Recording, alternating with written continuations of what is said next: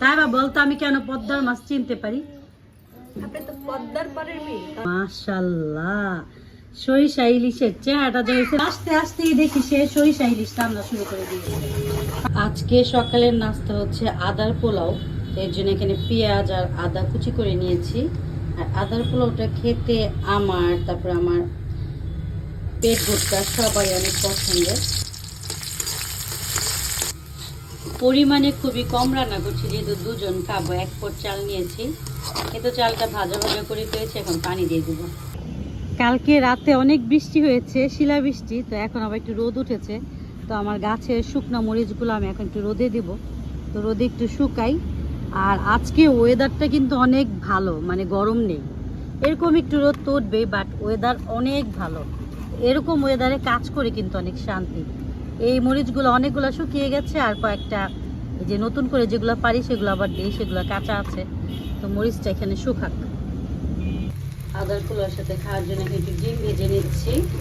আর আজকে আদার পোলাওতে মানে আলু ভর্তাটা সবচেয়ে ভালো যায়, ঘিয়ে মাখা, বাট সেটা বানাতে পারিনি। আজকে আচার দিয়ে আর ডিম ভাজা দিয়ে খাবো। এখানে আমি 2টা ডিম ভেজে নিয়েছি। এই তো এখানে খাবার বেড়ে নিয়েছি, আমাদের টুনাটুনির সকালের নাস্তা, আদার পোলাও, ডিম ভাজা আর হচ্ছে আচার। এটা আমার প্লেট, আর এটা হচ্ছে আমার পেট ভুটকার প্লেট। তো ওর একটু আচার দিই, ওর আবার হচ্ছে মরিচের আচার খুব পছন্দের, তা আমি মরিচের আচারটা বানাই ওর জন্যই। এখানে মরিচের আচার দিয়ে দিলাম। এখন দুজন মিলে খাবো, খেয়ে আমি একটু বের হয়ে যাব, আমার শোরুমে একটু কাজ আছে। আজকের ওয়েদারটা দেখে না আমার মনটা একদম শান্তি হয়ে যাচ্ছে, মানে অনেক গরম, অনেক তাপদাহার পরে ঠান্ডা ঠান্ডা একটা পরিবেশ, খুবই ভালো লাগছে। বাসা থেকে বের হয়ে গেলাম, আর এখন যাব আমি একটু আমার মায়ের বাসায়। এখন মার বাসায় যাচ্ছি, আর আমার মা না কয়েকদিন ধরে অনেক অসুস্থ, তো মাকে দেখবো, এখন দেখতে যাব। তারপরে নুসের বাকে নিয়ে আমি আপনি বাসায় যাব।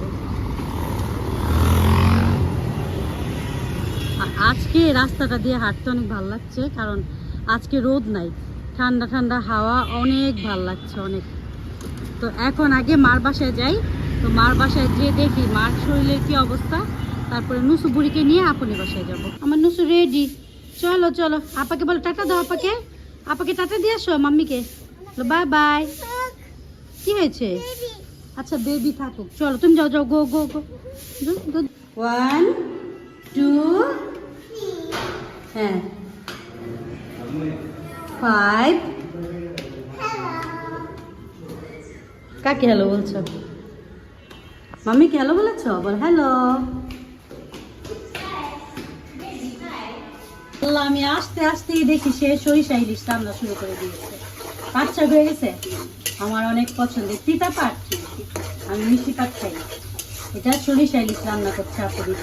নিয়ে আসো নিয়ে আসো, আমি এখানে খেতে বসবো। দেখি একটু চেহারাটা একটু ডেকোরেট করি। মাশাল্লাহ, সরিষা ইলিশের চেহারাটা যে হয়েছে না, রাখো। আমি এখন সরিষা ইলিশ দিয়ে ভাত খাবো, আর সাথে আছে পাট শাক, বোম্বাই মরিচ, আর হচ্ছে কাসন্ত, আমার খুবই পছন্দের খাবার। তো ফার্স্টে আমি হচ্ছে কাসন্তটা দিয়ে একটু পাট শাক দিয়ে খাবো।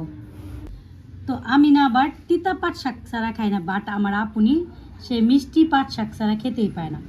পাট শাক তিতার মধ্যে যে মজা, সেটা তো আপনি বুঝে না। মিষ্টি পাট মানুষ কি খায় আমার মাথায় ধরে না। আচ্ছা যাই হোক, যার যার পছন্দ, কিছু বলার নেই। আর এখানে হচ্ছে যে কাসন্ত দিয়ে মাখালাম, পাট শাকটা দিলাম, আর এই যে বোম্বাই মরিচ, কি সুন্দর একটা স্মেল বের হয়েছে বোম্বাই মরিচের।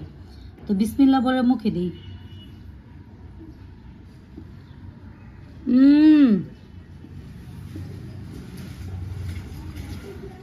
দেশি খাবার খেতে কি যে মজা। আমরা যতই বাইরের খাবার খাই না কেন, ঘরের রান্না করা দেশি খাবারের টেস্টই আলাদা। পাট শাক, কাসন্ত, বোম্বাই মরিচ সব কিছু মিলে যে একটা টেস্ট, এরকম টেস্ট অন্য কোনো রান্নায় পাবেন না আপনারা, মানে আমার কাছে মনে হয়। সো আমার কাছে বাসায় রান্না করা দেশি খাবারগুলোই বেশি ভালো লাগে। এখন আমি ইলিশ মাছটা ট্রাই করব, সরিষা ইলিশ। আর তরকারির চেহারা দেখেই না আমার মনে হচ্ছে এটা অনেক মজা হয়েছে।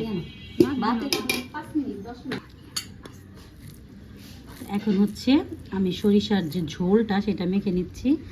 আর মাছটা কিন্তু পুর ভালো, মানে দেখেই মনে হচ্ছে এটা পদ্মার মাছ, তো আমি খাওয়ার পরে বুঝবো এটা পদ্মার কিনা। আমি পদ্মার মাছ খুব ভালো মতো চিনি।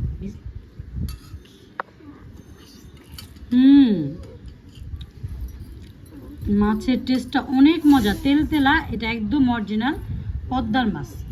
তাইবা বিবু আজকে পাট শাক আর কাসন্ত দিয়ে ভাত খাচ্ছে। তাইবা বলতো আমি কেন পদ্মার মাছ চিনতে পারি? আপনি তো পদ্মার পাড়ের মেয়ে। ইয়েস, আমরা হচ্ছি পদ্মা পাড়ের মেয়ে। তো আর সেটা বড় কথা না, আমার বাবা আমাকে ছোটবেলা শিখাইছে পদ্মার ইলিশ কোনটা। তুমি চিনো না এখন?